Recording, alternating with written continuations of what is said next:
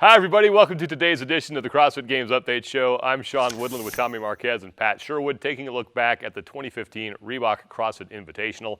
And for the third straight year, it was close right until the final event. A great event. So cool to be overseas, having it, in Madrid, which we haven't done before. But I'm here to tell you, as a lifelong citizen of the United States and a proud veteran, I was furious that USA won. I did not want USA to win, so I was pretty upset. To hear. I was pretty upset about the outcome. Even though the USA won, there's still a great deal of parity. Every single team won in an event. The atmosphere in the venue was electric. The fans, the community there was voracious, to say the least. And if an event causes me to get up before 8 o'clock on a Sunday, then you know it's a good event. So I'll just say that. In case you need a refresher, the final results had the United States on top, but they needed to win the final event in order to get that margin of victory. Canada finished second for the second straight year, followed by the Pacific team, and then the Europeans finishing in fourth. Let's talk about the winners first. The United States, a lot was made of Rich Froning joining the team, and we'll get to that in a second. But to me, the MVP of that team, because of what she did in event one, was China Cho. Yeah, without a doubt, China Cho was an X factor for this USA team, and her performance on the very first event set the tone for the rest of the competition. Now, it all started, the turning point was the second set of legless rope climbs. She went into that set in fourth place, essentially in a three-way tie for fourth. She bangs out those two rope climbs, comes back to her thruster bar in first place. When everything was said and done, she did her leg of that workout 30 seconds faster than Camille, 43 seconds faster than Cara, catapults them into first place, tags off to Rich Froning, and it was all said and done after that. On a short workout, that is a huge margin of victory. And not a bad anchor leg to have when you have the four-time fittest man on earth there. And Froning goes in is like you lose LeBron in Ben Smith, and you get Michael Jordan in his prime. But Froning also the only man to bring any team experience into this thing. Froning brings everything into the equation. I mean, think about this.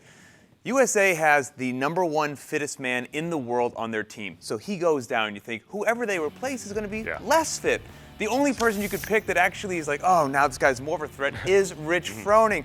Four-time champ. He's won the Affiliate Cup. His record at the Invitational is 3-1, out of control. He was the fastest guy once he got picked up the heaviest stone. Had him as anchor leg just in case you needed him on event one. You didn't, but it's like, oh, what can he not do? What's he going to slow us down with at the Invitational? Nothing. Right. And once again, another W for Froning and company. And for the second straight year, the Canada team finishes second. And coaching, to me, was the theme there. And I had a chance to talk to Michelle Latendre a couple times, and she really impressed me with the way that she approached that task. She's just squared away, start to finish. She's one of the athletes that we spoke to kicking off this whole Invitational propaganda campaign that we put out, and she was really fun to catch up with. She's been to the games 5 times, and I asked her, like, hey, do you ever look beyond individual competition? And one of the things she said is she loves coaching, and it really shined through out there in Madrid.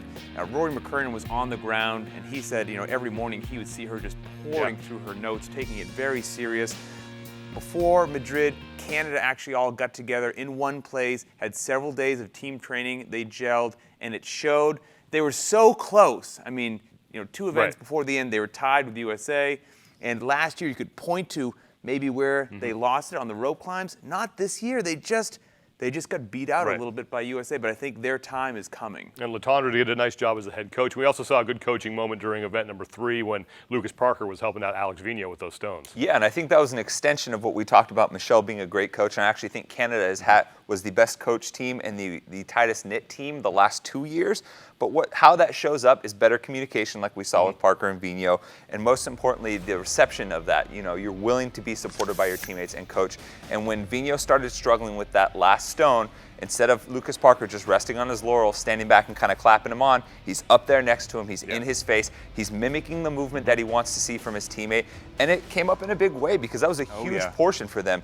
That lift right there moved them ahead of the U.S., they picked up a point on them, and it moved them into a tie overall heading into the fourth workout. The Pacific team finishes third, and we hadn't seen Tia Toomey since the games.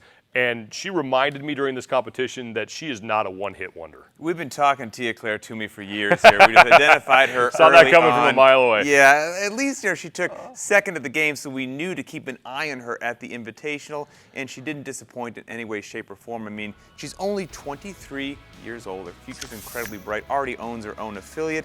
She's so good. She got into weightlifting to help her CrossFit and is so talented so quickly that she represents her country at the World Championships. Now she's at the Invitational, so this is somebody for a long time we're going to be chatting about here on the show. And despite her success, she still kind of feels like the Scottie Pippen, you know, she's a superstar in her own right, but just up until this point, she's kind of been overshadowed by our talk of other people on her team maybe. But I was so impressed with her performance in this particular event, starting with event 1. In her thruster rope climb portion, she was in first place, handed off to the next leg to Kevin Manuel, smoked everybody else in the field in that workout. And then to go into the stones, her approach and just her maturity and how she handled that event is what stood out to me. While Sarah Sigmund's daughter and Katrin were just kind of manhandling that stone, she was very technique oriented. She took the time to rest the stone in her lap at her waist, and over time it paid off because she got to that last stone. She hit that lift when the European girls couldn't, and it moved them up ahead in that particular workout and really kind of started that charge for Pacific to move back up the leaderboard. I think the most surprising thing to come out of this entire competition was that Europe, the team that came in with the best average games finished, and 3 athletes who stood on the podium at the games, finished 4th.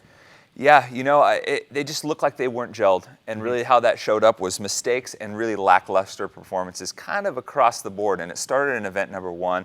Katrin, fittest woman on earth, leading off in the very first event of the Invitational. She comes in 4th. She's in last place, passing off to the second leg. Then Sarah, starts to bring them back a little bit in that workout, but she gets hit with the no rep on a legless rope climb, and that knocks them back down. Then you go into the next event with the stones. Sarah has a no rep when she lets the stone go over her shoulder. That lift would have put them in first for that event. Then you go on to event number 4. Koski, a little burnt out, starts failing reps on the barbell. That pushes them back, and by the time they got to the 5th workout, it just looked like they were done. It looked like they were just wiped. And I'm not happy that Europe didn't have a great performance, but it's part of what makes this competition so cool. Is you really just can't crack the code before it kicks off, because historically, most of the time at the Invitational, if you looked at the overall average best finishes of the individual on the team, it's going to be your winner. That wasn't the case at all this year. So you take that with everything you just said. They're one of the teams that didn't get to practice all in one place prior to showing up to Madrid. That's a really big deal. And then, not to make little excuses as well, but it doesn't help that Koski had food poisoning the week before. So you just kind of throw that onto the no practice, onto everything else, and all of a sudden, we saw what happened to Europe. Yeah, and the Europe team was by far the youngest team in the competition. And if you look at the overall standings of the competition, the age was basically a predictor on where you were going to finish, except for one exception. The United States, the oldest team, they win 29.2 years of age, their average age. Canada is second. You would flip them with Pacific as far as the age goes. And then Europe, 22.2 years old, they finish in 4th place. So you just can't bring your fitness. You got to bring experience to this thing, and it certainly paid off for the United States. We've had 4 Invitationals. 3 out of 4 years, the United States has won. They've won back-to-back as well.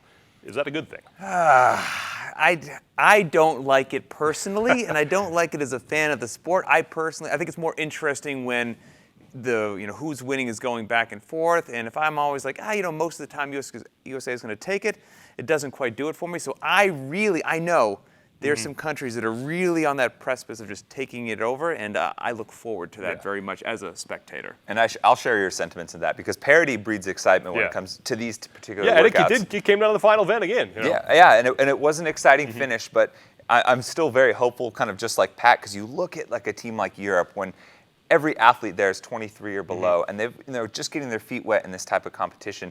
And you know that a few years down the line, a few more years experience, that these athletes are just going to be smashing. Oh, yeah. Yeah, it's a great event, and I want to thank everybody over there in Madrid that came out and everybody who took care of us. You guys were fantastic. Probably the best invitational crowd that I've been a part of. I mean, they were electric there at the Caja Magica, and we look forward to maybe coming over there again and doing it next year as well. That's going to do it for us. For Pat and Tommy, I'm Sean Woodland. Thanks for joining us.